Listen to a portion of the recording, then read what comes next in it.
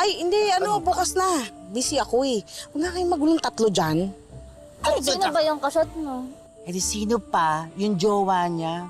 Hoy, kayo na ba ni Jomar? Yan ang usap-usapan ngayon, ha? Aba, Chismis yan, Bes. usisera kayo. Si Jomar? Yung sinito? Yung singkit? Yung macho? Yung may tattoo?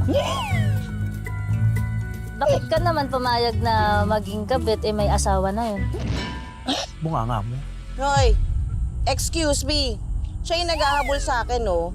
Aba, bakit? Kasalanan ko ba maging maganda? Eh, di ba, mas madaling hulihin ng manok kapag nakatali. Yes, kokoroko. Alam mo, may naisip akong tula sa'yo, Lorna. Ay, oh. Talaga naman.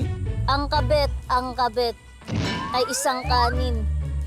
Malagkit na kumakapit. Lalaking mapang-akit. Ang kabit ay isang kanin. Inaalis, winawalis ng asawang naghihinagpis sa mundong mapait. Ang kabit baw. Iba din. Gutom lang yan. Tantanan mo ako, Maria. Tama, gutom na ako. Kasi nakatatlong rice lang ako kanina. Bitin pa. Kumain na tayo. Ako nga, wala pang kinakain eh. Bangin ako. Pero alam nyo, ha, mabait pa rin talaga sa akin ng Diyos.